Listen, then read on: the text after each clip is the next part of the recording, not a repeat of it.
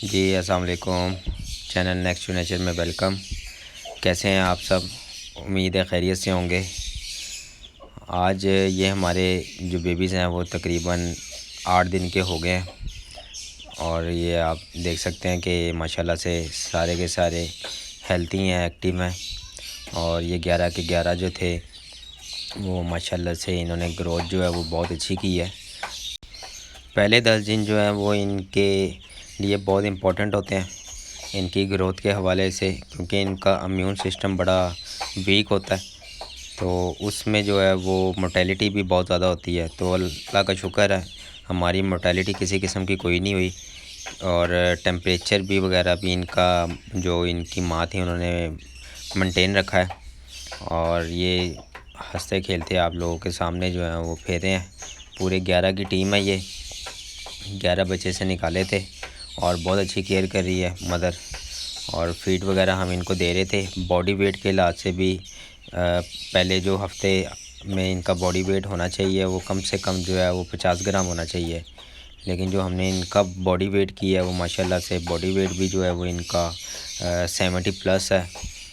تو آپ لوگوں کو بتایا تھا کہ پہلے فیڈ دیا کریں، اور فیڈ جو ہے وہ بہت ضروری ہوتی ہے، اس میں ہائی پروٹین ہوتی ہے، اور یہ جو ہم فیڈ استعمال کر رہے ہیں اس میں 20% پروٹین ہے، جو بچوں کی گروتھ کے لیے بہت اچھی ہے۔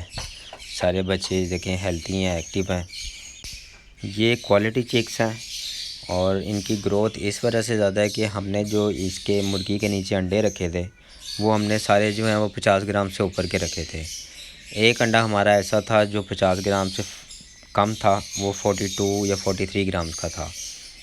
اس میں یہ آپ دیکھ سکتے ہیں جو یہ بلیک کلر کا بچہ ایک آپ کو ان بچوں میں نظر آ رہا ہے، اس کی گروتھ باقیوں کی نسبت کم ہے۔ اس کی وجہ یہ ہے کہ اس کا ویٹ کم تھا انڈے کا، اور اس وجہ سے یہ ویک تھا تھوڑا، لیکن گروتھ یہ بھی پکڑ رہا ہے آہستہ آہستہ، لیکن باقیوں کے لحاظ سے جو ہے نا یہ تھوڑا ویک ہے۔ تو کوشش کیا کریں کہ 50 گرام سے اوپر کا انڈا رکھیں، تاکہ آپ کے پاس جو بھی بچے آئیں وہ کوالٹی والے آئیں، تاکہ وہ ویدر کا اور ہر چیز کا جو ہے وہ مقابلہ کر سکیں۔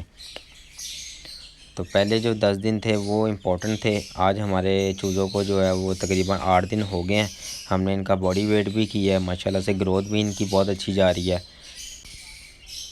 ہم اس کو جو فیڈ آفر کر رہے تھے وہ 10 گرام فی چوزے کے حساب سے دے رہے تھے، تو اب ایک ہفتہ گزر گیا ہے، اب ہم اس فی چوزہ جو ہے وہ 5 گرام فیڈ جو ہے وہ بڑھا دیں گے۔ اب اگلے ہفتے تک، ایک ہفتے تک ہم اس کی 5 گرام بڑھائیں گے، اسی طرح ہم نے سٹیپ بائی سٹیپ اس کی فیڈ کو بڑھاتے رہنا ہے۔ ڈیلی بیس پہ آپ ان کو آدھا پونا گھنٹہ جو ہے وہ دھوپ میں ضرور نکالا کریں کیج سے باہر۔ جب یہ کیج سے باہر آتے ہیں، جب ان پہ سورج کی روشنی پڑتی ہے تو ان کے اوپر نیچے وینٹ پہ ٹانگوں پہ جو بھی جراثیم ہوتے ہیں جو ان کو کیج سے لگے ہوں یا کہیں اور سے لگے ہوں تو وہ ختم ہو جاتے ہیں۔ سورج کی الٹرا وائلٹ شعاؤں میں اتنی طاقت ہوتی ہے کہ وہ ان سب جراثیم کو جو ہے وہ مار دیتی ہے، اور جب آپ رات کو ان کو کیج میں بند کرتے ہیں تو کیج میں جو ہے وہ کوشش کیا کریں کہ ایک ڈیٹول کا سپرے کر کے جو ہے وہ کر دیں، تاکہ یہ کسی بھی قسم کی جراثیم سے، بیماری سے جو ہے وہ محفوظ رہیں۔ تو بس یہ بیسک چیزیں ہوتی ہیں جن کی احتیاط کرنی پڑتی ہے، اور یہ خود ہی بس بڑی ہو جاتی ہیں۔ امید ہے آپ لوگوں کو ویڈیو اچھی لگی ہوگی۔ ویڈیو اچھی لگی تو اس کو لائک کریں، شیئر کریں، چینل کو سبسکرائب کریں۔ اجازت دیں، اللہ حافظ۔